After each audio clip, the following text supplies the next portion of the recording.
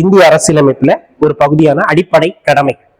அடிப்படை கடமைகள், கடமைகள்னாலே பொருள் புரியும். நம்ம செய்யக்கூடிய விஷயங்கள், அதாவது ஒரு தனிப்பட்ட மனிதன் நாட்டிற்காக என்னென்ன கடமை சொல்லுவோம், நம்ம கடமைப்பட்டிருக்கோம் அப்படின்னு சொல்லுவோம். நம்ம பேரண்ட்ஸ் கூட எங்க அண்ணனுக்கு கடமைப்பட்டிருக்கேன், இல்லை எங்க பேரண்ட்ஸ் கடமைப்பட்டிருக்கேன் அப்படின்னு சொல்லுவோம். நம்ம நாட்டுக்கு என்னென்ன, ஒரு இந்திய குடிமகன் நாட்டிற்கு என்னென்ன பணிகளை செய்யணும் அப்படிங்கிறது அடிப்படை கடமைகள். சரிங்களா, நல்லா கவனிச்சு வச்சுக்கணும். அடிப்படை கடமைகள். சரி, இந்த அடிப்படை கடமைகள் என்கிற பகுதி இந்திய அரசியலமைப்பின் தொடக்கத்திலே இல்லை. அடிப்படை கடமைகள் என்கிறது வந்து இந்திய அரசியலமைப்பின் தொடக்கத்திலே இல்லை, புதிதாக சேர்க்கப்பட்டதுதான். சரிங்களா, புதிதாக சேர்க்கப்பட்டது. சரிங்களா, புதிதாக சேர்க்கப்பட்டது. பகுதி 4A அப்படிங்கிறதுல இது வந்து புதிதாக சேர்க்கப்பட்டிருக்கும்.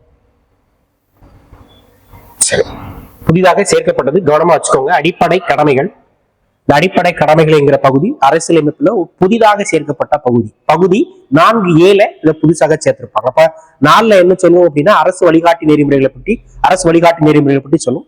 நம்ம இந்த குரூப்4ல கூட அரசு வழிகாட்டி நெறிமுறைகள் பகுதி என்ன, எந்த சரத்து எந்த நாட்டுல இருந்து பெற்றிருக்காங்கன்னு கேட்டாங்க. இப்ப இந்த அடிப்படை கடமை. சரிங்களா, அடிப்படை கடமைகள். இப்போ பொதுவாக ஒரு பகுதியை படிக்கணும்னா அது பகுதி எத்தனையாவது பகுதி, எந்த விதிப்பு எந்த விதி, அதனுடைய கருத்தாக்கம் எந்த நாட்டிலிருந்து பெறப்பட்டது, 3 விஷயம் தான் ரொம்ப முக்கியம். புதுசாக சேர்க்கணும்னாலே யாராவது ஒரு பரிந்துரை பண்ணணும். நல்லா கவனத்துல வச்சுக்கோங்க. அடிப்படை கடமைகள் என்பது அரசியலமைப்பின் தொடக்கத்தில் இருந்து இல்லை. இப்ப சிம்பிளா கொடுத்துருவோம், அரசியலமைப்பின் தொடக்கத்திலிருந்து இருந்ததுன்னு கொடுத்துருவோம். அப்படி இல்லை, தொடக்கத்தில் இருந்து இல்லை, புதிதாக தான் சேர்க்கப்பட்டதுதான்.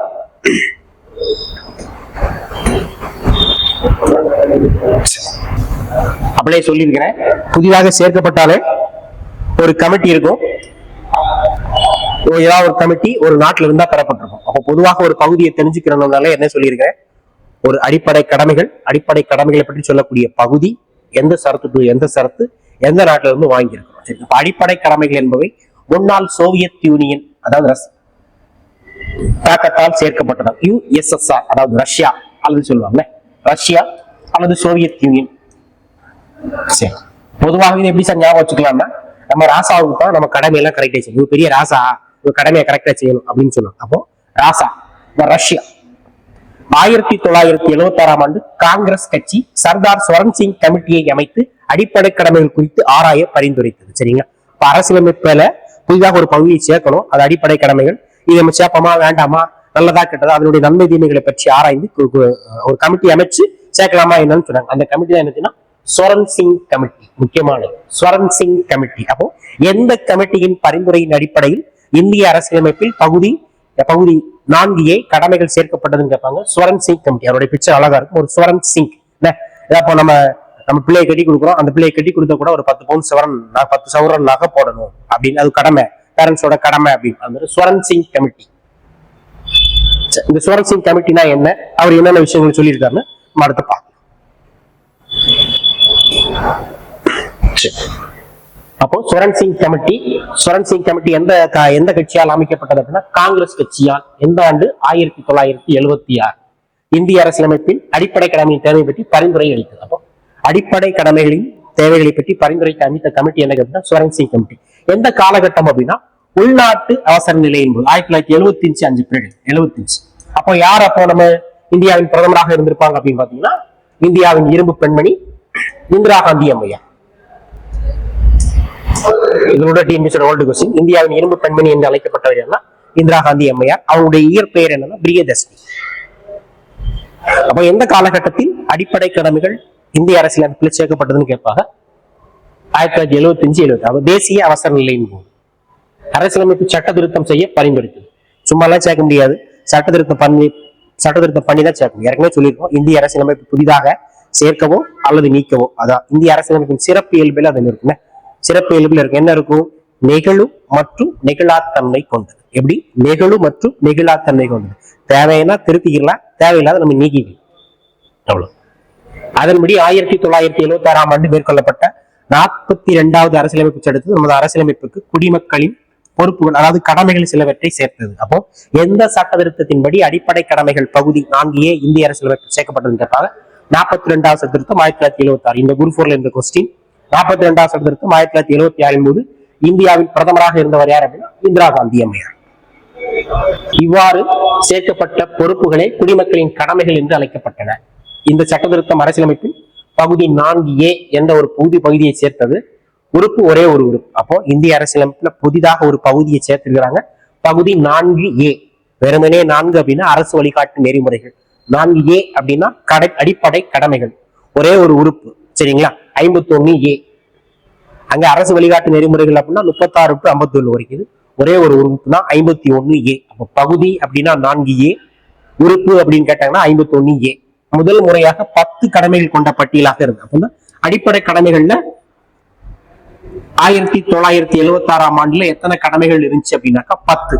இப்ப எத்தனை இருக்கு அப்படின்னு பாத்தீங்கன்னா இப்ப 11 கடமைகள் இருக்கு. இப்ப தொடக்கத்தில் இந்திய அரசியலமைப்பில் அடிப்படை கடமைகள் தொடங்கும் பொழுது, அதாவது 42ஆம் சட்டத்திற்கும் 1976ஆம் ஆண்டு எத்தனை கடமைகள் இருந்துச்சுன்னா 10. தற்போது இருக்குன்னா 11. சரிங்களா? ஸ்வரன் சிங் கமிட்டி எத்தனை அடிப்படை கடமைகளை பரிந்துரைத்ததுன்னா 8. தொடக்கத்துல 10 இருக்கு. ஆனா ஸ்வரன் சிங் கமிட்டி எத்தனை தான் பரிந்துரைச்சு? 8. சார் அப்ப மிச்சம் 2 அப்படின்னு கேட்கணும். சரிங்களா? அது நம்ம இந்திய அரசியலமைப்பு சட்டத்திலிருந்து இந்திய அரசாங்கங்கள் ஒரு சில கடமைகளை படிச்சு, என்னதான் 8 அடிப்படை கடமைகள் அவங்க பரிந்துரைத்தாலும் 5 தான் ஏற்றுக்கொண்டிருப்பாங்க, 3 ஏற்றுக்கொள்ள மாட்டாங்க. சரிங்களா? 42ஆம் சட்ட திருத்தம் 1976 படி 10 கடமைகள் உள்ளடக்கியதாக இருந்தது அடிப்படை கடமைகள். சரிங்களா? அப்ப என்ன சொன்னதான் 42ஆம் சட்ட திருத்தம் 1976 படி எத்தனை கடமைகள் இருந்துச்சா? 10 கடமைகள். சரிங்களா? ஸ்வரன் சிங் கமிட்டி எத்தனை பரிந்துரைகளை அரசியல் கட்சி காங்கிரஸ் கட்சி ஏற்கவில்லை அப்படின்னு பாத்தீங்கன்னா 3 இதுல ஏற்கவில்லை. எத்தனை பரிந்துரைச்சு? 8 பரிந்துரைச்சு, 3 ஏற்றுக்கொள்ளவில்லை. ஆனா எத்தனை கடமைகள் தொடக்கத்துல இருந்துச்சு? 10 கடமைகள். கவனமாக இருக்கணும். பட்டியல 10 இருந்துச்சு. ஸ்வரன் சிங் கமிட்டி 8 பரிந்துரை பண்ணிச்சு. அதுல 5 தான் ஏற்றுக்கொள்ளாங்க, 3 ஏற்றுக்கொள்ளவில்லை. அவ்வளவு சிம்பிளா 3 இருக்கு. என் அடிப்படை கடமைகளை பின்பற்றவில்லை எனில் அபராதம் அல்லது தண்டனை விதித்திட பாராளுமன்றத்திற்கு அதிகாரம் வழங்கப்பட வேண்டும். அடிப்படை கடமைகளை நீங்க பின்பற்றலன்னா என்ன செய்யணும்? ஃபைனோ அல்லது பனிஷ்மெண்டோ, அதாவது அபராதம் அல்லது தண்டனை விதித்திட பாராளுமன்றத்துக்கு அதிகாரம் வழங்கப்பட வேண்டும். இந்த அபராதம் அல்லது தண்டனை தொடர்பாக எந்த நீதிமன்றமும் கேள்வி எழுப்ப முடியாது. சப்போஸ் அடிப்படை கடமைகளை நீங்க பின்பற்றலன்னா போடக்கூடிய பனிஷ்மெண்ட், அதாவது பனிஷ்மெண்ட் தண்டனை அல்லது அபராதம் ரெண்டையுமே விதிப்போம் சொல்லியிருக்கு. அடுத்த கடமை என்ன சொல்லிச்சுன்னா, அப்படி விதிச்சாங்கன்னா அதுல நீதிமன்றம் தலையிட முடியாது. அப்படிலாம் இந்திய அரசியலமைப்புல எல்லாமே அரசியலமைப்பு உட்பட்டதா இருக்கு. நீதிமன்றம் தலையிடும். வரி செலுத்துவது கட்டாய அடிப்படை கடமையாக ஆகும்.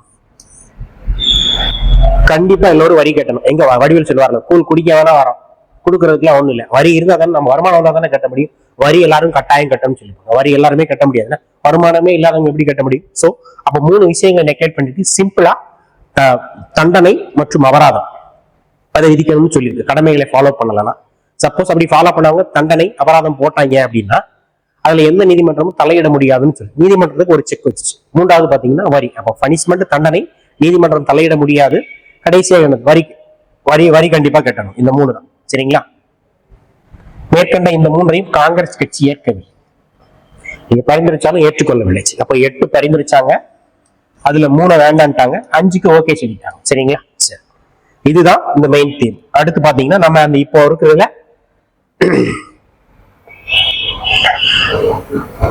ஏற்கனவே பார்த்தோம். நம்ம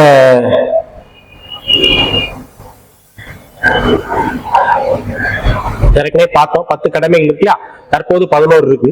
42ஆம் சட்ட திருத்தம் 1972 படி 10 கடமைகள் இருந்துச்சு. இப்போ நம்ம ஒரு கடமைகளாக பார்ப்போம். சரிங்களா? 11 அடிப்படை கடமைகள் இருக்கு. இப்போ 11 இருக்கு. தொடக்கத்துல 10 இருந்துச்சு. கவனமா இருக்கும். தொடக்கத்தில் 10, தற்போது 11 பின்னாடி ஒரு சட்ட திருத்தம் வாஜ்பாய் ஆட்சி காலத்துல சேர்த்துக்கோம். பின்னாடி பார்ப்போம். 51A நல்லா தெரிஞ்சுக்கோங்க. பகுதி 4A அடிப்படை கடமைகள் ஒரே ஒரு விதிதான் 51A. அதுல ஏல தான் ஒரு 11 உட்பிரிவு இருக்கு. சரிங்களா? 51A small. ஒவ்வொரு இந்திய குடிமகனும் அரசியலமைப்பு, அதன் கொள்கைகள், நிறுவனங்கள், தேசிய கீதம், தேசிய கொடி, தேசிய சின்னங்கள், மத்திய மாநில அரசு, நீதிமன்றம், தேர்தல் ஆணையம் ஆகியவற்றை மதித்து, சிம்பிளா அரசியலமைப்புக்கு உட்பட்ட அனைத்து நிறுவனங்களையும் மதித்து நடக்க வேண்டும். இப்ப தேர்தல் ஆணையம் உத்தரவு போடுதுன்னா அதை ஃபாலோ பண்ணணும். நீதிமன்றம் உத்தரவு போடுனா அதையும் ஃபாலோ பண்ணணும். மத்திய மாநில அரசுகள் சட்டங்கள் ஏற்றுனா அதையும் ஃபாலோ பண்ணணும். யாரு ஃபாலோ பண்ணணும்? மக்கள். இந்த கடமைகள் எல்லாமே யாரு சொல்லுகிறது? அரசாங்கம் அல்லது அரசியலமைப்பு இந்திய மக்களுக்கு சொல்லுகிறதா கடமைகள். சிம்பிளா ஏ மதித்து நடக்க வேண்டும். சிம்பிளா தேசிய கொடியில மிதிச்சு தேசிய கொடி கீழே கிடக்கு மிதிச்சிடாத. எல்லாத்துக்கும் மதிப்பு மரியாதை. அரசியலமைப்பு சார்ந்த அனைத்து நிறுவனங்களுக்கும் மதித்து நடக்க வேண்டும். 51A 51Aல ஏ தேசிய கொடி கீழே கிடக்கு மிதிச்சிடாதப்பா. 51Aல பி சுதந்திர போராட்டத்திற்கு தூண்டுகோலாக அமைந்த உயரிய நோக்கங்களை போற்றி வளர்த்தல். சுதந்திர போராட்டத்தில் சரிங்களா, அது என்ன சார்? சுதந்திர போராட்டத்திற்கு தூண்டுகோலாக அமைந்த உரிய நோக்கங்களை போற்றி வளர்த்தல். போராட்டம் பி. 51Aல பி போராட்டம் பி. போராட்டம் அதிலே பி வந்து போராட்டம் பி. அது என்ன சார் அப்படின்னா அப்ப மூன்று சுதந்திர போராட்ட வடிவங்களே 3 வடிவங்கள் இருக்குன்னா காந்தி அகிம்சை கொள்கையை பின்பற்றியிருப்பாரு. அப்புறம் தீவிரவாதிகள் இருப்பாங்க, தீவிர தேசியவாதிகள், மிதவாத தேசியவாதிகள். அப்போ அகிம்சையா போராடி இருப்பாங்க, தீவிரமா போராடி இருப்பாங்க, மிதவாத தேசியவாதிகள் போடி இருப்பாங்க. ஒவ்வொரு காலகட்டத்திலும் ஒவ்வொரு விதமான போராட்டங்கள் இருந்துச்சு. யாரெல்லாம் போடுனாங்களோ அவங்கள நம்ம என்ன செய்யணும்? சுதந்திர போராட்டத்துக்கு யாரெல்லாம் போராடினாங்களோ அந்த போராடிய மெத்தட், விடுதலை ஆயுதம் ஏந்தி போராடியவர்னா புலித்தேவர் போராடி இருப்பார் சரிங்களா. அதே மாதிரி அகிம்சை முறையில போராடி ஆங்கிலேயருக்கு எதிர்ப்பு போராடி இருப்பார்னா நம்ம காந்தியடிகள் போராடி இருப்பாங்க. அதே மாதிரி இங்க மருது சகோதரர்கள், அப்ப இங்க பாத்தீங்கன்னா தீரன் சின்னமலை, அப்புறம் ஒவ்வொரு இதுலயுமே நம்ம போராட்ட வீரர்கள் சொல்லியிருப்பாங்க சரிங்க. வீரபாண்டிய கட்டபொம்மன் போராடி இருப்பாரு, அவருடைய படைத்தளபதி வீரன் சுந்தரலிங்கனார். அப்புறம் எங்க பாத்தீங்க அப்படின்னா நம்ம தீரன் சின்னமலை அவர் போராடி இருப்பாரு. அதுக்கு பிறகு பாத்தீங்கன்னா சமீபத்துல ரீசெண்டா பார்க்கும்போது ராஜாஜி, காமராஜர், நேரு அப்படி எல்லாருமே போராடி இருப்பாங்க. காமராஜர் கூட தன்னுடைய வாழ்நாள்ல 9 ஆண்டுகளுக்கு மேல சிறை வச்சு போராட்ட வடிவங்களுக்கு யாரெல்லாம் போராடுறாங்களோ இந்த குருஃபோர்ல கூட கேட்டிருந்தாங்க. சத்தியமூர்த்தி சைமன் குடியரசு போராட்டத்தை சத்தியமூர்த்தி தலைமையேற்று நடத்திருப்பாங்க. அந்த மாதிரி போராட்ட வடிவங்களை யாரெல்லாம் போராடுனாங்களோ அந்த போராட்ட வடிவத்தை ஃபாலோ. அது 51B சிம்பிளா ஞாபகம். போராட்டம் பி. அடுத்து 51ல சி இந்தியாவில் இறையாண்மை, ஒற்றுமை, ஒருமைப்பாடு இவற்றை பேணிகாத்தல். இறையாண்மை, ஒற்றுமை, ஒருமைப்பாடு இவற்றை ஒரு இந்திய குடிமக்கள் இந்தியாவுடைய இறையாண்மைன்னு என்னது? இந்திய நாட்டோட முக்கியமான விஷயம் இறையாண்மை. அனைத்துக்கும் மேலான இந்தியா இறையாண்மை. இறையாண்மைனா நாங்க யாருக்கும் எதற்கும் யாரையும் சார்ந்த நாங்களே இருந்துக்கிறோம். எல்லாத்துக்குமே எங்களுக்கு ஒரு அரசியலமைப்பு இருக்கு, எங்க நிர்வாகம் இருக்கு. இறையாண்மை, ஒற்றுமை, ஒருமைப்பாடு இதுலயே 3 விஷயங்கள் இருக்கு. இறையாண்மை, ஒற்றுமை, ஒருமைப்பாடு. 51ல சி. சியும் அல்பபெட்டிக்ல 3வது A B C 3வது இடத்துல வருது. இன்னும் 3வது இடத்துல வரும். 3 விஷயங்கள் இருக்கு. இறையாண்மை, ஒற்றுமை, ஒருமைப்பாடு, பேணிகாத்தல் இருக்கும். அடுத்து பாத்தீங்கன்னா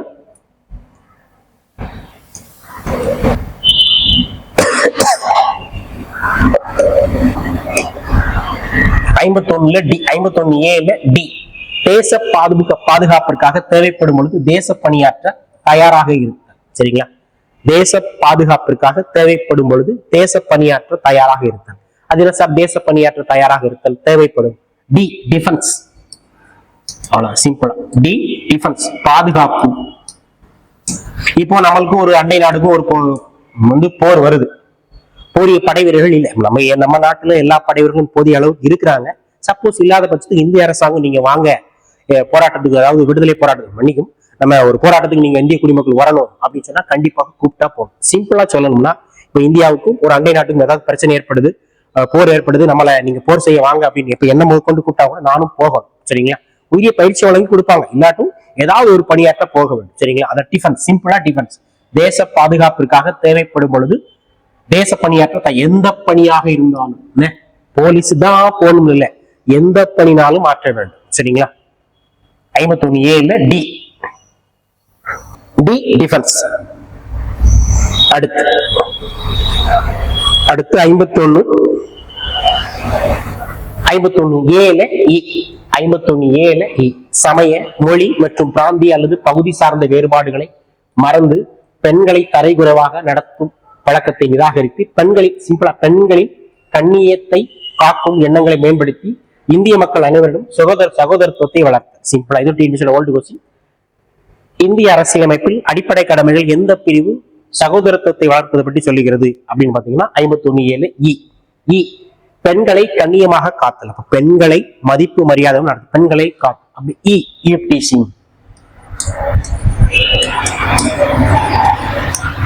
அப்ப பெண்களை கண்ணியத்துடன் நடத்தும். அப்ப இ அப்படின்னா ஈவ்டீசிங் பண்ணிடக்கூடாது, பெண்களை தரையுறவாக நடத்தக்கூடாது. பிளஸ் எதையும் சொல்லும் சகோதரத்துவம் 2 விஷயமும் அந்த இதுதான் சொல்லும். அதை 51Aல ஈவ்டீசிங் பண்ணக்கூடாது. 51Aல எஃப் நமது உயர்ந்த பாரம்பரிய கலப்பு கலாச்சாரத்தை மதித்து பாதுகாத்தல். நம்ம இந்தியாவே வேற்றுமையில் ஒற்றுமையான நாடு. நம்ம பழைய பாரம்பரிய கலாச்சார பண்பாடுகள் நிறைந்து கொண்ட நாடு தான் இந்தியா. 51 எஃப். எஃப் பண்பாடு. பண்பாடு தான் எஃப். எஃப் சார் எப்படி ஞாபகம் வச்சுக்கலாம்? ஃபங்க்ஷன். நம்ம இந்தியாவில் நிறைய ஃபங்க்ஷன் வச்சிருக்கல, எந்த ஒரு கோயில் திருவிழா ஏதாவது ஒரு ஃபங்க்ஷன். பண்பாடு நாகரீகம் சார்ந்த எஃப் பண்பாடு.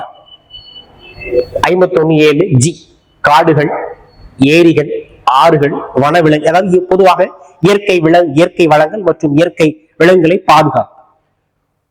வனவிலங்குகள் மற்றும் அடங்கிய இயற்கை சுற்றுச்சூழலை பாதுகாத்து மேம்படுத்தி அவர்கள் வாழும் சுற்றி ஏற்படுத்தி தரணும். ஜி. ஜி அப்படின்னு பாத்தீங்கன்னா கார்டன்.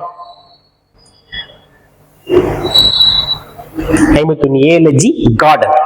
ஜி இயற்கை வளங்களை பாதுகாத்தல். சிம்பிளா இயற்கை காடு மற்றும் வனவிலங்குகள்.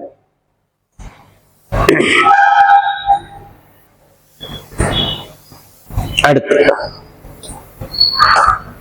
51 ஹெச் அறிவியல் கோட்பாடு, மனிதநேயம், ஆராய்ச்சி மனப்பான்மை மற்றும் சீர்திருத்தம் ஆகியவற்றை வளர்த்தல். சரிங்களா? அறிவியல் கோட்பாடு, மனிதநேயம் தான் கீவடை தான். மனிதநேயம் ஹியூமானிட்டின்னு வருதா? ஹெச் வருதா? மனிதநேயத்தோடு அறிவியல் கோட்பாடு. அது என்ன சார் அறிவியல் கோட்பாடு? அரசியலமைப்புல ஏதாவது நம்ம ஒரு அரசாங்கம், மத்திய மாநில உள்ளாட்சி அரசாங்கங்கள் சொல்றோம், மூட நம்பிக்கைகளை மக்களுக்கு விதைக்க கூடாது, அறிவியல் சார்ந்த கருத்துக்களை மட்டும்தான் மக்களுக்கு. பெரியார் கூட சொல்லியிருப்பார், எந்த ஒரு விஷயத்தையும் மூட நம்பிக்கையோடு நம்ம ஒரு விஷயத்தை அணுகக்கூடாது, அறிவியல் மனப்பான்மையோடு அதை அணுகணும். தீனா என்ன செய்யும்? தீனா சுடும், அதுல கைவிட்ட சுடத்தான் செய்யும். தீயெல்லாம் போய் அப்படின்னு அந்த மூட பழக்க வழக்கங்களோடு இருக்கக்கூடாது. அறிவியல் கோட்பாடு, மனிதநேயம், ஆராய்ச்சி மனப்பான்மை மற்றும் சீர்திருத்தம் ஆகியவற்றை வளர்த்தல். 51 ஹெச் ஹியூமானிட்டி. அதுக்கடுத்து 51 ஐ வன்முறையை கைவிட்டு பொது சொத்தை பாதுகாத்தல். ஐஸ்கிரீம் நம்ம பிடிக்கும், எல்லாத்துக்கும் தன் சொத்து மாதிரி தான் நினைச்சுக்கிறோம். ஐஸ்கிரீம் வச்சுக்கலாம். அல்லது 51 ஐ மை என்னுடைய சொத்து. ஒரு வடிவேல் கூட ஒரு படத்துல சொல்லுவாங்க, பஸ் இருக்கும், பஸ் என்ன இது பஸ்ஸை கூட ரேட் பேசுவாங்க, இது யார் சொத்து? கொய்யால, இது ஏன் சொத்து அப்படின்னு சொல்லுவாங்கல்ல, பொது சொத்தை. அப்போ பொது சொத்தை பாதுகாத்தல். சரிங்களா? வன்முறையை கைவிட்டு பொது சொத்துக்களை பாதுகாத்தல். சரிங்களா? அப்போ வன்முறை செய்யக்கூடாதுன்னு சொல்லக்கூடிய விதி 51 ஐ வன்முறை. பொது சொத்தை பொது சொத்தை ஐ அப்படின்னு பொது சொத்தை பாதுகாத்தல்.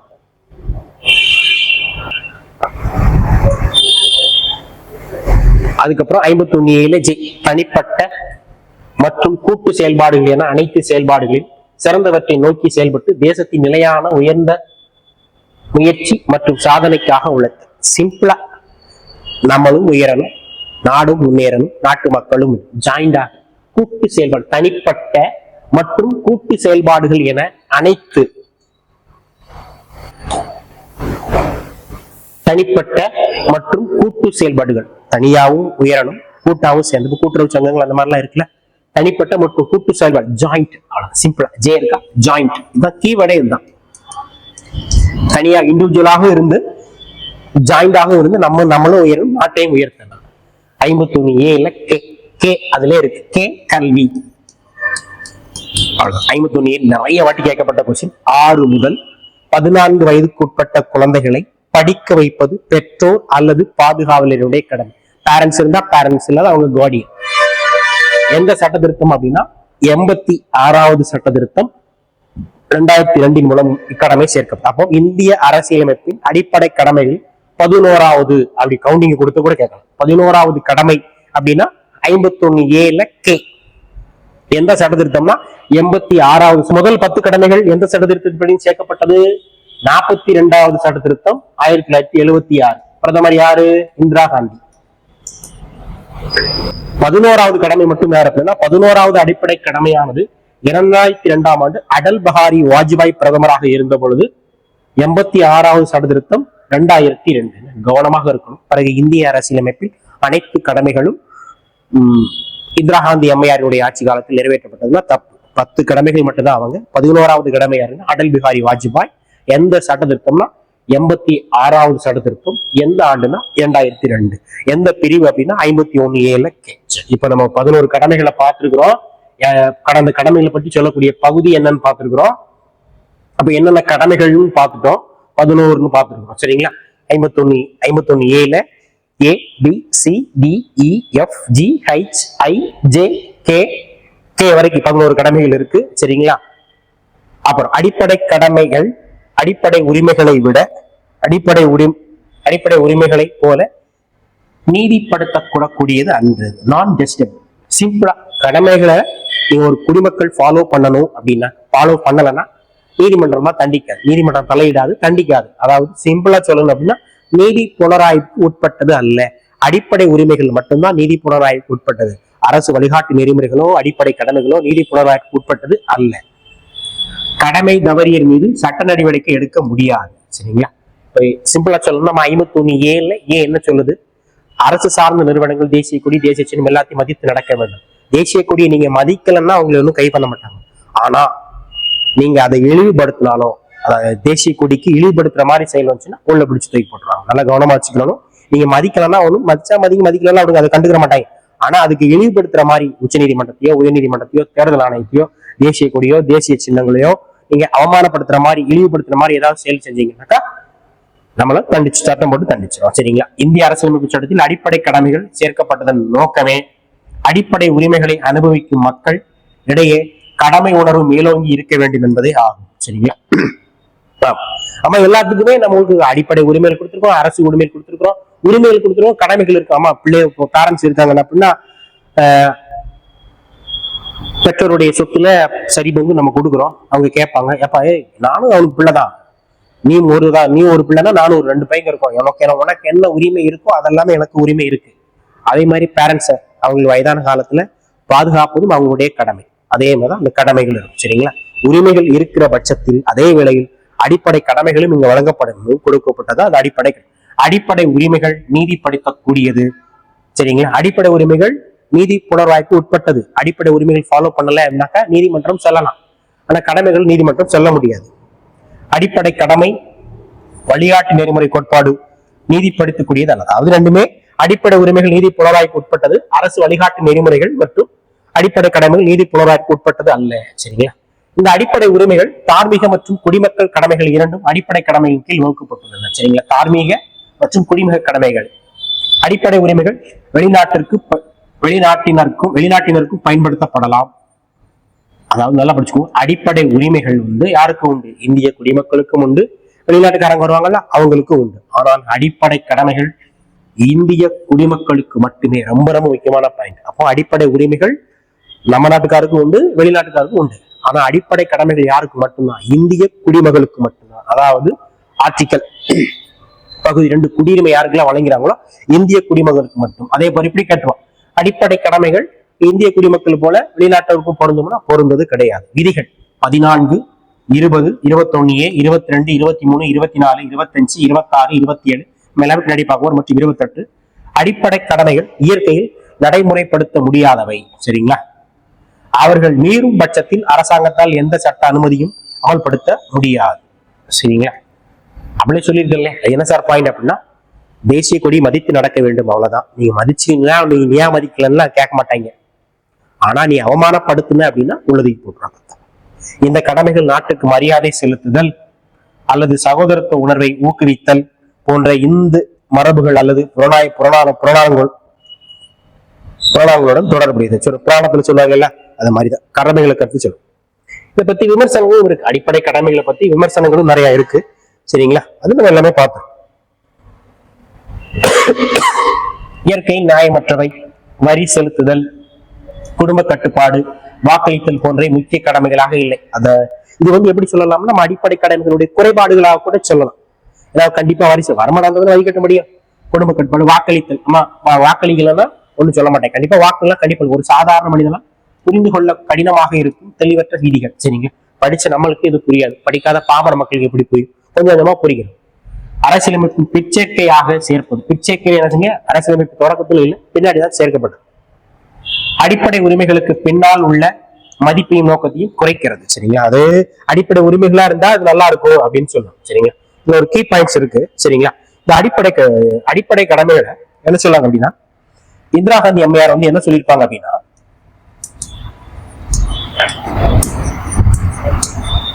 என்ன சொல்லியிருக்கேன், இந்திரா காந்தி அம்மையார் இந்தியாவின் முதல் பெண் பிரதமர், இந்தியாவின் இரும்பு பெண்மணி.